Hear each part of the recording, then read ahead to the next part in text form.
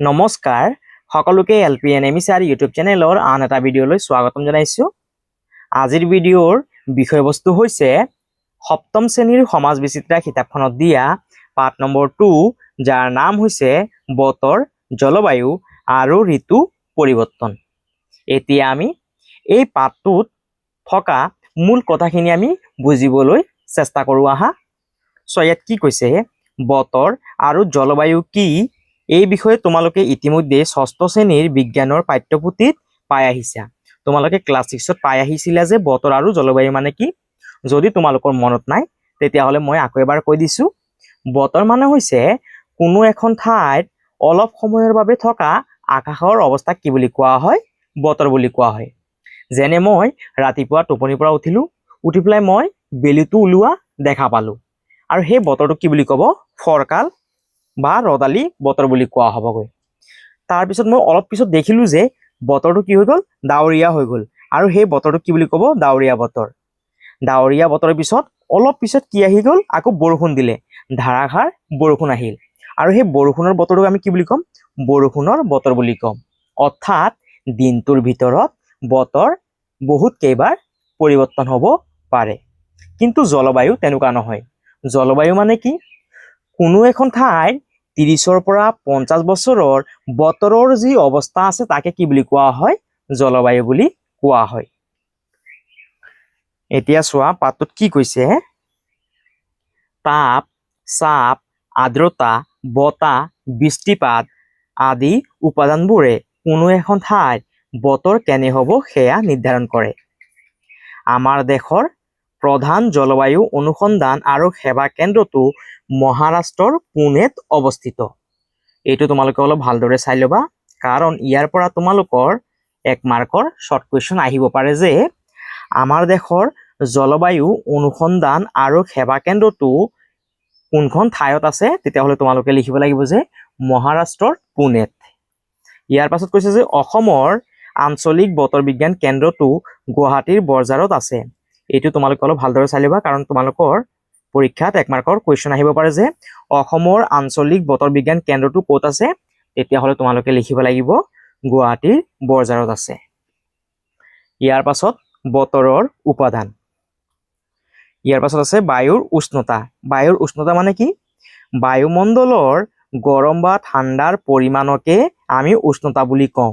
এইটো তোমালোকে অলপ ভালদৰে চাই ল'বা, তোমালোকৰ পৰীক্ষাত 1 মাৰ্কৰ কুৱেশ্যন আহিব পাৰে যে উষ্ণতা কাক কোৱা হয়। তেতিয়াহ'লে তোমালোকে লিখিবা বায়ুমণ্ডলৰ গৰম বা ঠাণ্ডাৰ পৰিমাণকে আমি উষ্ণতা বুলি কওঁ।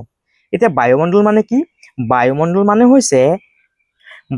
মানে হৈছে বায়ুত থকা বিভিন্ন গেছৰ সমষ্টিটোক কি বুলি কোৱা হয়, বায়ুমণ্ডল বুলি কোৱা হয়। বায়ুমণ্ডলৰ উষ্ণতাৰ প্ৰধান উৎস হ'ল সূৰ্য। বায়ুমণ্ডলৰ উষ্ণতাৰ প্ৰধান উৎস হ'ল সূৰ্য। বায়ুমণ্ডলটো গৰম হ'ব নে ঠাণ্ডা হ'ব সেয়া সম্পূৰ্ণ কাৰ ওপৰত নিৰ্ভৰ কৰিবগৈ, সূৰ্যৰ ওপৰত। যদি সূৰ্যটো ওলাই তেতিয়াহ'লে উষ্ণতাটো কি হ'বগৈ, গৰম হ'বগৈ, আৰু যদি কেইবাদিন যদি সূৰ্যটো যদি নোলায় তেতিয়াহ'লে উষ্ণতাটো কি হ'বগৈ, ঠাণ্ডা হ'বগৈ, হয়নে। সেইবাবে বায়ুমণ্ডলৰ উষ্ণতাৰ প্ৰধান উৎস হ'ল সূৰ্য। এই কথাটো তোমালোকে মনত ৰাখিবা। সূৰ্যৰ ৰশ্মি যেতিয়া আহি ভূপৃষ্ঠত মানে মাটিত, সূৰ্যৰ ৰশ্মি যেতিয়া আহি ভূপৃষ্ঠত পৰে তাক কি বুলি কোৱা হয়, আতপন বুলি কোৱা হয়। এইটো তোমালোকে অলপ ভালদৰে চাই ল'বা। ইয়াৰ পাছত চোৱা, ইয়াত আমি পৃথিৱীৰ উপৰিভাগৰ সূৰ্যৰ ৰশ্মিৰ বিতৰণটো দেখা পাইছো। এয়া হৈছে আমাৰ পৃথিৱীৰ মাজেদি বিষুৱ ৰেখাটো পাৰ হৈ গ'ল। এয়া হৈছে গৈ বিষুৱ ৰেখা। এতিয়া চোৱা, ইয়াত সূৰ্য আছে, ইয়াত সূৰ্যৰ ৰশ্মিটো আমাৰ পৃথিৱীৰ ওপৰত পৰি আছে। এতিয়া এই বিষুৱ ৰেখাত সূৰ্যৰ তাপটো আটাইতকৈ বেছি, আৰু সুমেৰু আৰু কুমেৰু অঞ্চলত সূৰ্যৰ ৰশ্মিৰ তাপটো আটাইতকৈ কম। সেইবাবে ইয়াৰ থকা জেগাখিনি অতিশয় কি হৈ থাকে, ঠাণ্ডা হৈ থাকে। ইয়াৰ পাছত চোৱা, উষ্ণতা জোখাৰ মাপনি হ'ল চেলচিয়াছ। এইটো তোমালোকৰ 1 মাৰ্কৰ কুৱেশ্যন আহিব পাৰে। উষ্ণতা জোখাৰ মাপনিটো কি, তেতিয়াহ'লে তোমালোকে লিখিবা যে চেলচিয়াছ বুলি। এই মাপনিত নিম্নতম উষ্ণতা হৈছে 0 ডিগ্ৰী চেলচিয়াছ আৰু উচ্চতম উষ্ণতাটো কিমান, 100 ডিগ্ৰী চেলচিয়াছ। পৃথিৱীক 3টা মণ্ডলত ভাগ কৰা হৈছে, সেয়া হৈছে গৈ শীতমণ্ডল, নাতিশীতোষ্ণ মণ্ডল আৰু গ্ৰীষ্মমণ্ডল। শীতমণ্ডল মানে হৈছে য'ত ঠাণ্ডাৰ প্ৰকোপটো আটাইতকৈ বেছি। নাতিশীতোষ্ণ মানে হৈছে য'ত ঠাণ্ডাটো ইমান নহয় আৰু গৰমটো ইমান নহয়। আৰু গ্ৰীষ্মমণ্ডল মানে হৈছে য'ত গৰমটো আটাইতকৈ বেছি। পৃথিৱীৰ তাপমণ্ডলবোৰক তিনিটা ভাগত ভাগ কৰিছে, সেয়া হৈছেগৈ শীতমণ্ডল, গ্ৰীষ্মমণ্ডল আৰু নাতিশীতোষ্ণ মণ্ডল। নাতিশীতোষ্ণ মানে হৈছে ঠাণ্ডাও ইমান বেছি নহয় বা গৰমো ইমান বেছি নহয়। ইয়াৰ পাছত বায়ুৰ চাপ। বায়ু গেছীয় পদাৰ্থৰ সমষ্টি। তোমালোকৰ প্ৰশ্ন আহিব পাৰে যে 1 মাৰ্কৰ কাৰণে বায়ু কি, তেতিয়াহ'লে তোমালোকে লিখিবা যে বায়ু হৈছে গেছীয় পদাৰ্থৰ সমষ্টি। মহাকৰ্ষণ শক্তিৰ ফলত বায়ুমণ্ডলত এক ভূপৃষ্ঠমুখী চাপৰ সৃষ্টি হয়। এই চাপকে বায়ুৰ চাপ বুলি কোৱা হয়। মহাকৰ্ষণ শক্তি মানে কি? মহাকৰ্ষণ শক্তিটো কোনে আৱিষ্কাৰ কৰিছিল? মহাকৰ্ষণ শক্তিটো আৱিষ্কাৰ কৰিছিল বৈজ্ঞানিক নিউটনে। তেওঁ পোনপ্ৰথমে লক্ষ্য কৰিছিল যে আমি যদি কিবা এটা বস্তু যদি ওপৰলৈ দলিয়াই দিওঁ, তেতিয়াহ'লে সেই বস্তুটো ওপৰলৈ নগৈ তললৈ আকৌ কি হয়, নামি আহে। আৰু এয়া কি কাৰণে নামি আহে? কাৰণ পৃথিৱীৰ কি আছে, এটা শক্তি আছে, আৰু সেই শক্তিটোৰ নাম হৈছে গৈ মধ্যাকৰ্ষণ বা মহাকৰ্ষণ শক্তি। মহাকৰ্ষণ শক্তিৰ ফলত বায়ুমণ্ডলত এক ভূপৃষ্ঠমুখী চাপৰ সৃষ্টি হয়, আৰু এই চাপকে কি বুলি কোৱা হয়? বায়ুৰ চাপ বুলি কোৱা হয়। বায়ুৰ চাপ জুখিবলৈ বেৰোমিটাৰ নামৰ যন্ত্ৰ ব্যৱহাৰ কৰা হয়। এইটো তোমালোকে অলপ ভালদৰে চাই ল'বা, তোমালোকৰ পৰীক্ষাত আহিব পাৰে যে বায়ুৰ চাপ জুখিবলৈ কি যন্ত্ৰ ব্যৱহাৰ কৰা হয়, তেতিয়াহ'লে তোমালোকে লিখিবা বেৰোমিটাৰ। ইয়াৰ পাছত সাগৰ পৃষ্ঠত বায়ুৰ চাপ আটাইতকৈ বেছি। এই কথাটো তোমালোকে মনত ৰাখিবা। চাপৰ পাৰ্থক্যৰ ফলত বায়ুৱে এঠাইৰ পৰা আন ঠাইলৈ গতি কৰে, ইয়াকে বতাহ বুলি কোৱা হয়। জলীয় বাষ্প। জলীয় বাষ্প মানে কি? যেতিয়া পানীখিনি গৰম হৈ ভাপ হৈ যায় আৰু এই ভাপখিনি যেতিয়া পৃথিৱীৰ ওপৰলৈ গৈ থাকে, তাকে কি বুলি কোৱা হয়? জলীয় বাষ্প বুলি কোৱা হয়। অৰ্থাৎ পানীখিনি যেতিয়া গৰম হৈ যাবগৈ, গৰম হৈ পেলাই ভাপ হৈ যাব, সেই ভাপখিনিকে কি বুলি কোৱা হয়? জলীয় বাষ্প বুলি কোৱা হয়। বায়ুমণ্ডলত থকা জলীয় বাষ্পৰ পৰিমাণৰ জোখকে আৰ্দ্ৰতা বোলা হয়। বায়ুমণ্ডলত থকা জলীয় বাষ্পৰ পৰিমাণৰ জোখকে কি বুলি কোৱা হয়? আৰ্দ্ৰতা বোলা হয়। আৰ্দ্ৰতা বেছি থাকিলে বতৰ সেমেকা হয়। অৰ্থাৎ বায়ুমণ্ডলত যদি জলীয় বাষ্পৰ পৰিমাণটো যদি বেছি থাকে, তেতিয়াহ'লে সেই জলীয় বাষ্পই কি কৰিব? ডাৱৰ, বৰষুণ আৰু কুঁৱলী আদিৰ কি কৰিব? সৃষ্টি কৰিব। সূৰ্যৰ তাপৰ ফলত পানী ভাস্প হৈ ডাৱৰৰ সৃষ্টি হয়। ডাৱৰৰ পৰাই বৰষুণ হয়। জলীয় বাষ্প বায়ুমণ্ডলৰ ওপৰলৈ গৈ লাহে লাহে শীতল হ'বলৈ ধৰে। এনেদৰে শীতল হৈ জলীয় বাষ্পবোৰ পানীৰ কণিকালৈ ৰূপান্তৰিত হয়, ইয়াকে ঘনীভৱন বোলে। বায়ুমণ্ডলত ঘনীভূত হোৱা পানীৰ কণিকাবোৰ ইটো সিটোৰ লগ লাগি টোপালত পৰিণত হয়। এই টোপালবোৰ পৃথিৱীৰ মাধ্যাকৰ্ষণ শক্তিৰ প্ৰভাৱত বৰষুণ হিচাপে পৃথিৱীলৈ নামি আহে। এই চিত্ৰখনৰ জৰিয়তে বৰষুণ কেনেধৰণে হয় সেয়া আমি বুজিবলৈ চেষ্টা কৰিম। চোৱা, ইয়াত আমি এটা সূৰ্য দেখিবলৈ পাইছোঁ। সূৰ্যই যেতিয়া তাপ দিব, তাপ দিয়াৰ ফলত ইয়াত থকা পানীখিনি কি হ'বগৈ? গৰম হৈ যাবগৈ। পানীখিনি যেতিয়া গৰম হৈ ভাপলৈ ৰূপান্তৰিত হ'ব, সেই ভাপখিনিক কি বুলি কোৱা হয়? জলীয় বাষ্প বুলি কোৱা হয়। আৰু আকাশৰ ওপৰত কি আছে? বায়ুমণ্ডলখিনি আছে, আৰু সেই বায়ুমণ্ডলখিনি কিন্তু ঠাণ্ডা হৈ থাকে। যেতিয়া জলীয় বাষ্পখিনি সেই ঠাণ্ডা বায়ুৰ সংস্পৰ্শলৈ আহিব, তেতিয়া সেই জলীয় বাষ্পখিনি কি হৈ যাবগৈ? ঠাণ্ডা হৈ পানীৰ সৰু সৰু কণিকালৈ ৰূপান্তৰিত হ'ব। আৰু এই পানীৰ যে সৰু সৰু যে কণিকালৈ যে ৰূপান্তৰিত হ'ল, তাকে কি বুলি কোৱা হয়? ঘনীভৱন বুলি কোৱা হয়। আকৌ সেই সৰু সৰু পানীৰ কণিকাবোৰ কি হ'বগৈ? পানীৰ টোপাললৈ ৰূপান্তৰিত হ'ব। আকৌ সেই পানীৰ টোপালবোৰক আমাৰ পৃথিৱীত থকা মাধ্যাকৰ্ষণ শক্তিয়ে কি হ'ব? তললৈ টানি থাকিব। আৰু ইয়াৰ ফলত কি হ'বগৈ? আমাৰ পৃথিৱীত কি হয়? বৰষুণ হয়। ইয়াত ছবিখনৰ জৰিয়তে সেইটোকে বুজাই দিয়া হৈছে। অৰ্থাৎ প্ৰথমে কি হ'বগৈ? সূৰ্যই যেতিয়া তাপ দিব, তাপ দিয়াৰ ফলত পানীখিনি গৰম হ'ব। পানীখিনি গৰম হ'লে কি হ'বগৈ? তাৰ পৰা কি হ'বগৈ? জলীয় বাষ্প উৎপন্ন হ'ব। আৰু সেই জলীয় বাষ্পখিনি যেতিয়া আকাশৰ ওপৰলৈ যাব, তাত কি হ'বগৈ? সৰু সৰু পানীৰ কণিকালৈ ৰূপান্তৰিত হ'ব।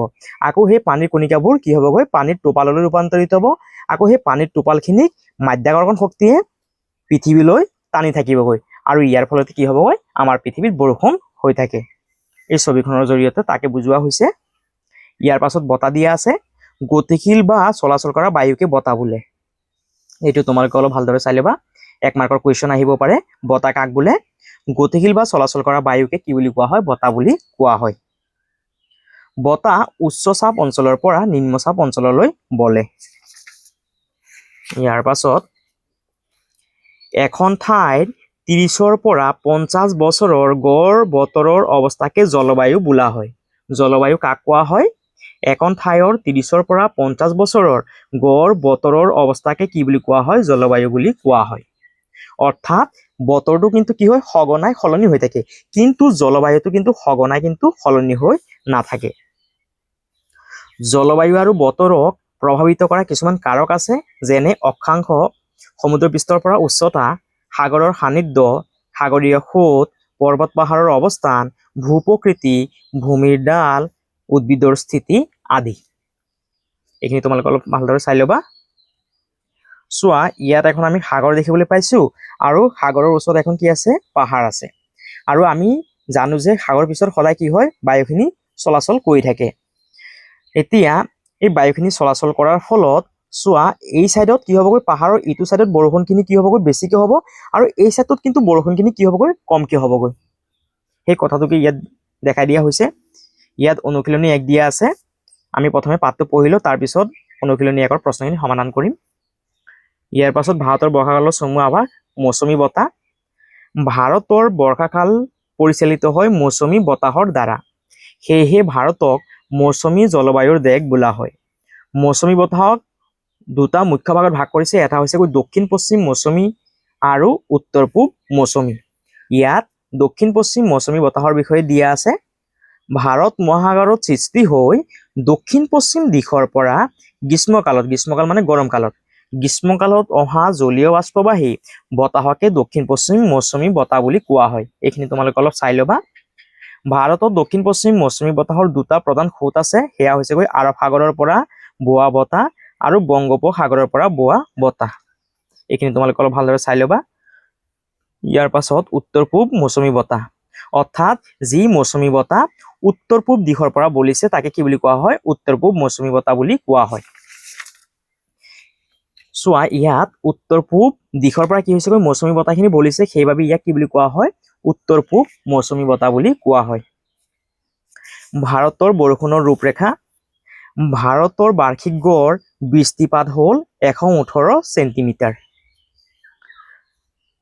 ঋতু আৰু অঞ্চল অনুসৰি বৃষ্টিপাতৰ পাৰ্থক্য ঘটে। এই পাৰ্থক্যৰ ভিত্তি কৰি দেশখনত 5টা অঞ্চল চিনাক্ত কৰিব পাৰি। যিহেতু ভাৰতখন এখন ডাঙৰ দেশ, সেইবাবে ভাৰতখনক আমি বৰষুণৰ ৰূপৰেখাৰ ৰূপত 5টা ভাগত আমি ভাগ কৰিব পাৰি। প্ৰথমটো হৈছে অতিমাত্ৰা বৰষুণ হোৱা অঞ্চল। এই অঞ্চলত বাৰ্ষিক গড়ে 400 চেণ্টিমিটাৰৰ বৰষুণ হয়। দক্ষিণ পশ্চিম মৌচুমীয়ে এই অতিমাত্ৰা বৃষ্টিপাতৰ মূল কাৰক। বিশ্বৰ ভিতৰতে সৰ্বাধিক বৰষুণ হোৱা ঠাই মেঘালয়ৰ মৌচিনৰামো এই অঞ্চলৰ ভিতৰুৱা। তোমালোকৰ পৰীক্ষাত প্ৰশ্ন আহিব পাৰে যে বিশ্বৰ ভিতৰতে সৰ্বাধিক বৰষুণ হোৱা ঠাইখনৰ নাম কি? তেতিয়াহ'লে তোমালোকে লিখিবা মৌচিনৰাম। এইটো এটা অতি গুৰুত্বপূৰ্ণ প্ৰশ্ন, ভেৰি ইম্পৰ্টেণ্ট এটা কুৱেশ্যন। এইটো তোমালোকে চাই ল'বা, তোমালোকৰ 1 মাৰ্কৰ কাৰণে ইয়াৰ পৰা প্ৰশ্ন আহিব পাৰে। আমাজন হ'ল বিশ্বৰ সৰ্ববৃহৎ বৰ্ষাৰণ্য। এইটো তোমালোকে মনত ৰাখিবা। আমাজন হ'ল বিশ্বৰ সৰ্ববৃহৎ বৰ্ষাৰণ্য। এইটোও বহুত ইম্পৰ্টেণ্ট এটা কুৱেশ্যন। অসমৰ দিহিং পাটকাই বৰ্ষাৰণ্যক পূবৰ আমাজন বুলি কোৱা হয়। আমাৰ অসমৰ দিহিং পাটকাইক পূবৰ আমাজন বুলি কোৱা হয়। এইটো তোমালোকে অলপ ভালদৰে চাই ল'বা। শ্বৰ্ট কুৱেশ্যন আহিব পাৰে 1 মাৰ্কৰ কাৰণে। ইয়াৰ পাছত আছে বেছি বৰষুণ হোৱা অঞ্চল। প্ৰথমটো আছিলে অতিমাত্ৰা বৰষুণ হোৱা অঞ্চল, নাম্বাৰটো হৈছে বেছি বৰষুণ হোৱা অঞ্চল। এইটো তোমালোকে চাই ল'বা। ইয়াৰ পাছত নাম্বাৰটো হৈছে মধ্যমীয়া বৰষুণ হোৱা অঞ্চল। ইয়াত গড়ে 100 পৰা 200 চেণ্টিমিটাৰ বাৰ্ষিক বৃষ্টিপাত হোৱা অঞ্চলবোৰ ইয়াৰ ভিতৰত পৰে। ইয়াৰ পাছত আছে পাতলীয়া বৰষুণ হোৱা অঞ্চল। ইয়াত গড়ে 50 পৰা 100 চেণ্টিমিটাৰ বৰষুণ হয়। এই অঞ্চলত ডাঠ অৰণ্যৰ পৰিৱৰ্তে ঘাঁহজাতীয় উদ্ভিদৰ প্ৰাধান্য দেখা যায়। ইয়াৰ জলবায়ু শুকান।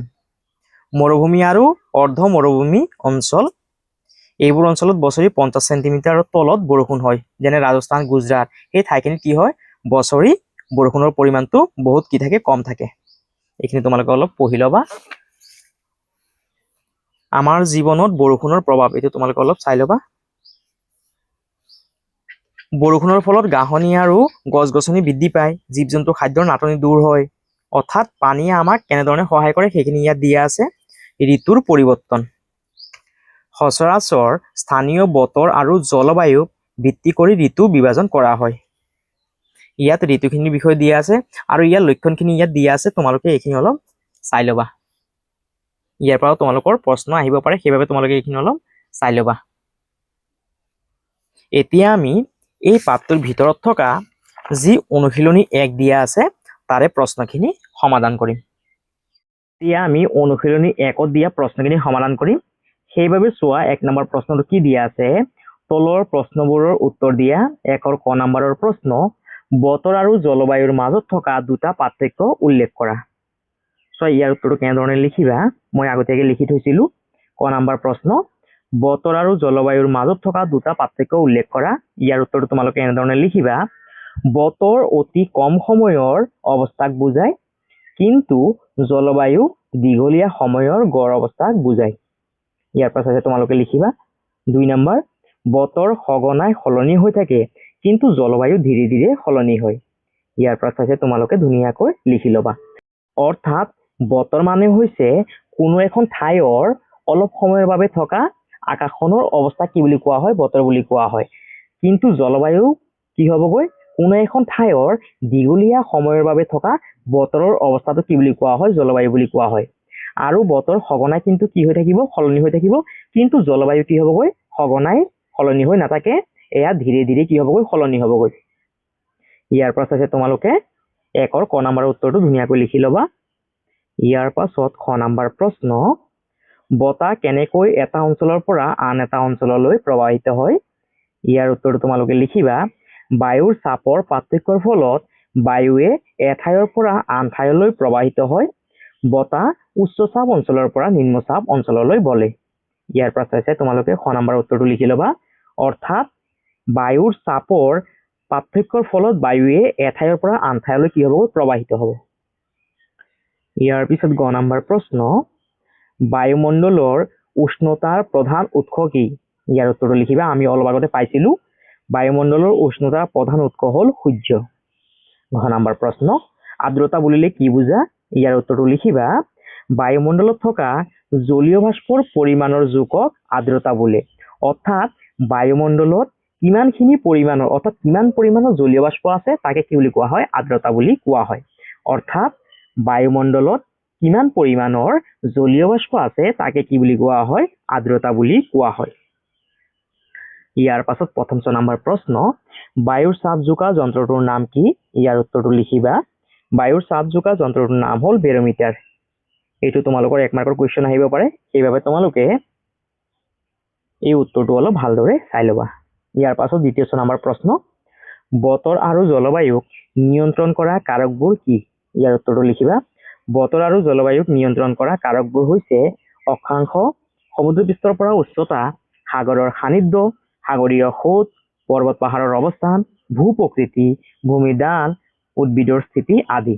ইয়াৰ পৰা চাইছে তোমালোকে উত্তৰটো লিখি ল'বা। ইয়াৰ পাছত 2 নম্বৰ প্ৰশ্ন, বৰষুণৰ সৃষ্টি কেনেকৈ হয়। অলপ আগতে আমি পাইছিলো, আৰু ইয়াৰ উত্তৰটো তোমালোকে এনেধৰণে লিখিবা, সূৰ্যৰ তাপৰ ফলত পানী ভাস্প হৈ ডাৱৰৰ সৃষ্টি হয়। ডাৱৰৰ পৰাই বৰষুণ হয়। জলীয় বাষ্প বায়ুমণ্ডলৰ ওপৰলৈ গৈ লাহে লাহে শীতল হয় আৰু পানীৰ কণিকালৈ ৰূপান্তৰিত হয়। শেষত পানীৰ কণিকাবোৰ ইটো সিটো লগ লাগি টোপালত পৰিণত হয়। এই টোপালবোৰ পৃথিৱীৰ মধ্যাকৰ্ষণ শক্তিৰ প্ৰভাৱত বৰষুণ হিচাপে পৃথিৱীলৈ নামি আহে। এইটো তোমালোকৰ পৰীক্ষাত আহিব পাৰে, সেইবাবে তোমালোকে এই প্ৰশ্নৰ উত্তৰটো অলপ ভালদৰে চাই ল'বা। ইয়াৰ পাছত 3 নম্বৰ প্ৰশ্ন, বতৰ কাক বোলে। বতৰৰ প্ৰধান উপাদানকেইটাৰ বিষয়ে চমুকৈ লিখা। ইয়াৰ উত্তৰটো তোমালোকে এনেধৰণে লিখিবা, বতৰ বুলিলে কোনো এটা ঠাইৰ অলপ সময়ৰ বাবে দেখি পোৱা আকাশৰ অৱস্থা বুজায়। এতিয়া কৈছে যে বতৰৰ প্ৰধান উপাদানকেইটাৰ বিষয়ে লিখিব লাগে চমুকৈ। বতৰৰ উপাদানকেইটা হৈছে তাপ, চাপ, আৰ্দ্ৰতা, বতাহ, বৃষ্টিপাত আদি হৈছে বতৰৰ প্ৰধান উপাদান। ইয়াৰ পাছত তোমালোকে উত্তৰটো লিখি ল'বা। ইয়াৰ পাছত উপাদানখিনিৰ বিষয়ে চমুকৈ লিখিব দিছিল। সূৰ্যৰ পৰা আমি তাপ পাওঁ, তাপে বতৰক প্ৰভাৱিত কৰে। ইয়াৰ পাছত লিখিবা বায়ুৰ ঘনত্ব আৰু উষ্ণতাৰ ভিত্তিত বায়ুৰ চাপৰ তাৰতম্য ঘটে। চাপৰ পাৰ্থক্যৰ ফলত বায়ু গতিশীল হয়। ইয়াৰ পিছত বায়ুমণ্ডলত থকা জলীয় বাষ্পৰ পৰিমাণৰ জোখক আৰ্দ্ৰতা বোলে। আৰ্দ্ৰতাই বতৰক প্ৰভাৱিত কৰে। ইয়াৰ পিছত বতাহ উচ্চ চাপ অঞ্চলৰ পৰা নিম্ন চাপ অঞ্চললৈ গতি কৰে। বতাহ বতৰৰ এটা অন্যতম কাৰক। ইয়াৰ পিছত বৰষুণৰ বিষয়ে লিখা আছে সৰুকৈ। বৰষুণে ঠাই এখনৰ বতৰক প্ৰভাৱিত কৰে। বাষ্পীভৱন হোৱা পানীৰ পৰা ডাৱৰ হয়। ডাৱৰৰ পৰাই কি হ'বগৈ? বৰষুণ হ'বগৈ। ইয়াৰ পৰা চাইছে তোমালোকে 3 নম্বৰ প্ৰশ্নৰ উত্তৰটো ধুনীয়াকৈ লিখি পেলাই শিকি ল'বা। আৰু এইখিনি আছিলে আমাৰ অনুশীলনী 1ৰ প্ৰশ্নখিনি ইতিমধ্যে আমি সমাধান কৰিলো। এতিয়া আমি অনুশীলনী 2ত যিখিনি প্ৰশ্ন দিয়া আছে সেই প্ৰশ্নখিনি সমাধান কৰিম। সেইবাবে 1 নম্বৰ প্ৰশ্নটো কি কৈছে? তলত দিয়া প্ৰশ্নবোৰৰ উত্তৰ দিয়া। ক নম্বৰ প্ৰশ্ন, ভাৰতক কি জলবায়ুৰ দেশ বুলি কোৱা হয়? ইয়াৰ উত্তৰটো মই আগতীয়াকৈ লিখি থৈছিলো আৰু আমি অলপ আগতে পাইছিলো যেতিয়া আমি পাঠটো পঢ়িছিলো। ভাৰতক কি জলবায়ুৰ দেশ বুলি কোৱা হয়? ভাৰতক মৌচুমী জলবায়ুৰ দেশ বুলি কোৱা হয়। ইয়াৰ পৰা চাইছে তোমালোকে উত্তৰটো লিখি ল'বা। ভাৰতক মৌচুমী জলবায়ুৰ দেশ বুলি কোৱা হয়। ইয়াৰ পাছত খ নম্বৰ প্ৰশ্ন, তামিলনাডুৰ উপকূল অঞ্চলত খৰালি কিয় বৰষুণ হয়? ইয়াৰ উত্তৰটো লিখিবা। উত্তৰ পূব মৌচুমী বতাহ বংগোপসাগৰৰ ওপৰেদি আহোঁতে কিছু পৰিমাণে জলীয় বাষ্প শোষণ কৰে আৰু তাৰ ফলত তামিলনাডুৰ উপকূল অঞ্চলত অলপ বৰষুণ হয়। ইয়াৰ পাছত তোমালোকে উত্তৰটো লিখি ল'বা। ইয়াৰ পাছত গ নম্বৰ প্ৰশ্ন, কোনটো ঋতুত গছৰ পাত সৰিবলৈ আৰম্ভ কৰে? ইয়াৰ উত্তৰটো লিখিবা। হেমন্ত ঋতুত গছৰ পাত সৰিবলৈ আৰম্ভ কৰে। ইয়াৰ পাছত ঘ নম্বৰ প্ৰশ্ন, ঋতু বিভাজনৰ ভিত্তি কি? ইয়াৰ উত্তৰটো তোমালোকে লিখিবা। ঋতু বিভাজনৰ ভিত্তি হৈছে স্থানীয় বতৰ আৰু জলবায়ু। স্থানীয় বতৰ আৰু জলবায়ু। ইয়াৰ পাছত 9 নম্বৰ প্ৰশ্ন, দক্ষিণ পশ্চিম মৌচুমী বতাহ ভাৰতলৈ কোন দুখন সাগৰৰ ওপৰেৰে আহে? ইয়াৰ উত্তৰটো তোমালোকে লিখিবা। দক্ষিণ পশ্চিম মৌচুমী বতাহ ভাৰতলৈ আৰৱ সাগৰ আৰু বংগোপসাগৰৰ ওপৰেৰে আহে। ইয়াৰ পাছত তোমালোকে 9 নম্বৰ প্ৰশ্নৰ উত্তৰটো লিখি ল'বা। ইয়াৰ পাছত 2 নম্বৰ প্ৰশ্ন, ভাৰতত বিৰাজ কৰা জলবায়ুৰ বিষয়ে এটা টকা প্ৰস্তুত কৰা। ইয়াৰ উত্তৰটো তোমালোকে এনেধৰণে লিখিবা। ভাৰতৰ জলবায়ুক প্ৰধানকৈ মৌচুমী জলবায়ু বোলা হয়। ইয়াৰ মূল কথাবোৰ হ'ল ঋতু। ভাৰতত প্ৰধানকৈ 4টা ঋতু আছে, গ্ৰীষ্ম, বৰ্ষা, শৰৎ আৰু শীত। 2 নম্বৰ মূল কথাটো হ'ল বৰষুণ। মৌচুমী বতাহৰ বাবে ভাৰতত প্ৰচুৰ বৰষুণ হয়, যি খেতি বাতিৰ বাবে খুবেই দৰকাৰী। 3 নম্বৰ হৈছে উত্তাপ। গ্ৰীষ্মকালত বতৰ বহুত গৰম আৰু শীতকালত ঠাণ্ডা হয়। 4 নম্বৰ মূল কথাটো হৈছে ঠাইভেদে পাৰ্থক্য। ভাৰতৰ সকলো ঠাইতে বতৰ একে নহয়। ক'ৰবাত বহুত বৰষুণ হয় আৰু ক'ৰবাত বহুত গৰম থাকে, যেনে ৰাজস্থান। তাৰপিছত ইয়াত চমু কথাত মৌচুমী বতাহ আৰু ঋতু পৰিৱৰ্তনে হৈছে ভাৰতৰ জলবায়ুৰ প্ৰধান বৈশিষ্ট্য। ইয়াৰ পৰা চাইছে তোমালোকে উত্তৰটো লিখি ল'বা। উত্তৰটো অলপ দীঘলীয়া হ'ব পাৰে, কিন্তু তোমালোকে যদি দুবাৰমান ভালদৰে চাই লোৱা নিশ্চয় তোমালোকে বুজি পাবা। ইয়াৰ পাছত 2 নম্বৰ প্ৰশ্ন, ভাৰতত বিৰাজ কৰা জলবায়ুৰ বিষয়ে এটা টকা প্ৰস্তুত কৰা। ইয়াৰ উত্তৰটো লিখিবা। ভাৰতক মৌচুমী জলবায়ুৰ দেশ বুলি কোৱা হয়। মৌচুমী বতাহক 2টা মুখ্য ভাগত ভাগ কৰা হৈছে। প্ৰথমটো হৈছে দক্ষিণ পশ্চিম মৌচুমী বতাহ গ্ৰীষ্মকালৰ শেষৰ ফালে অৰ্থাৎ জুন মাহৰ পৰা ছেপ্টেম্বৰলৈ। এই বতাহ আৰৱ সাগৰ আৰু বংগোপসাগৰৰ পৰা ভাৰতৰ ফালে বয়। এই বতাহে সাগৰৰ পৰা বহুত জলীয় ভাপ বা ইয়াত তোমালোকে ভাস্প বুলি লিখিব পাৰা, জলীয় ভাপ কঢ়িয়াই আনে, যাৰ ফলত গোটেই ভাৰতত প্ৰচুৰ বৰষুণ হয়। আমাৰ দেশৰ খেতি বাতি এই বৰষুণৰ ওপৰতে নিৰ্ভৰ কৰে। ইয়াৰ পাছত খ নম্বৰ অৰ্থাৎ 2 নম্বৰটো, উত্তৰ পূব মৌচুমী বতাহ শীতকাল। শীতকালত অৰ্থাৎ অক্টোবৰ নৱেম্বৰ মাহত বতাহজাক ওলোটা দিশৰ পৰা অৰ্থাৎ মাটিৰ পৰা সাগৰৰ ফালে বয়। তাৰপিছত এই লাইনটো লিখিব নালাগে। এই লাইনটো লিখিব নালাগে। সাগৰৰ ফালে বয় যেহেতু এই বতাহ মাটিৰ ওপৰেৰে আহি সেয়েহে যেহেতু এই বতাহ মাটিৰ ওপৰেৰে আহে সেয়েহে ইয়াত জলীয় ভাৱ কম থাকে আৰু বৰষুণ নহয়। অৱশ্যে ইয়াৰ ফলত তামিলনাডুৰ উপকূলীয় অঞ্চলত কিছু বৰষুণ হয়। ইয়াৰ লগতে লিখিবা যে মৌচুমী বতাহ হৈছে ভাৰতৰ বৰষুণ আৰু কৃষিৰ মূল আধাৰ। এই বতাহৰ বাবে ভাৰতত ঋতু পৰিৱৰ্তন হয়। ইয়াৰ পৰা চাগে তোমালোকে উত্তৰটো লিখি ল'বা। অলপ দীঘলীয়া হৈছে উত্তৰটো, তোমালোকে অলপ দুবাৰমান ভালদৰে চাই ল'বা, নিশ্চয় বুজি পাবা। যেতিয়া তোমালোকে উত্তৰটো বুজি পাবা তেতিয়া তোমালোকে সৰুকৈ নিজে লিখিব পাৰিবা। ইয়াৰ পাছত 4 নম্বৰ প্ৰশ্ন, ভাৰতৰ বিভিন্ন অঞ্চলত বৰষুণৰ বিতৰণৰ বিষয়ে লিখা। ইয়াৰ উত্তৰটো লিখিবা। ভাৰতৰ বাৰ্ষিক গড় বৃষ্টিপাত হ'ল 118 চেণ্টিমিটাৰ। ঋতু আৰু বৃষ্টিপাতৰ পাৰ্থক্যৰ ওপৰত নিৰ্ভৰ কৰি ভাৰতক কেইবাটাও অঞ্চলত বিভক্ত কৰা হৈছে। সেইবোৰ হৈছে আমি অলপ আগতে পাইছিলোৱে। ক নম্বৰ, অতিমাত্ৰা বৰষুণ হোৱা অঞ্চল। এই অঞ্চলত বছৰি গড়ে 400 চেণ্টিমিটাৰ বৰষুণ হয়। দক্ষিণ পশ্চিম মৌচুমীয়ে এই অতিমাত্ৰা বৃষ্টিপাতৰ কাৰক। খ নম্বৰ, বেছি বৰষুণ হোৱা অঞ্চল। বাৰ্ষিক গড়ে ইয়াত 200 পৰা 400 চেণ্টিমিটাৰ বৰষুণ হোৱা ঠাইবোৰ এই অঞ্চলত অন্তৰ্গত। এনে অঞ্চলত ঘন আৰু চিৰসেউজ অৰণ্য দেখা যায়। ইয়াৰ পাছত গ নম্বৰ, মধ্যমীয়া বৰষুণ হোৱা অঞ্চল। গড়ে 100 পৰা 200 চেণ্টিমিটাৰ বাৰ্ষিক বৃষ্টিপাত হোৱা অঞ্চলবোৰ ইয়াৰ ভিতৰত পৰে। এই অঞ্চলৰ উদ্ভিদবোৰৰ বেছিভাগৰে খৰালি কালত পাত সৰে। ঘ নম্বৰ, পাতলীয়া বৰষুণ হোৱা অঞ্চল। ইয়াত গড়ে 50 পৰা 100 চেণ্টিমিটাৰ বৰষুণ হয়। ইয়াৰ জলবায়ু শুকান। ইয়াৰ পিছত ঙ নম্বৰ, মৰুভূমি আৰু অৰ্ধ মৰুভূমি অঞ্চল। ইয়াত ৰয়েৰুটো ভুলকে আছে, তোমালোকে ৰয়েৰুটো এনেধৰণে লিখিবা, মৰু বানানটো এনেকে লিখিবা, মৰুভূমি, ভূমি। মৰুভূমি আৰু অৰ্ধ মৰুভূমি অঞ্চল। ইয়াত বছৰি 50 চেণ্টিমিটাৰৰ তলত বৰষুণ হয়। এই অঞ্চলবোৰত কাঁইটীয়া গছ গছনিৰ লগতে কিছু পৰিমাণে ঘাঁহনিও দেখা যায়। ইয়াৰ পৰা চাগে তোমালোকে উত্তৰটো লিখি ল'বা। আৰু এইখিনি আছিলে আমাৰ এই পাঠটোত থকা অনুশীলনীৰ প্ৰশ্ন উত্তৰখিনি। ইতিমধ্যে গোটেইখিনি লিখাই দিয়া হৈছে।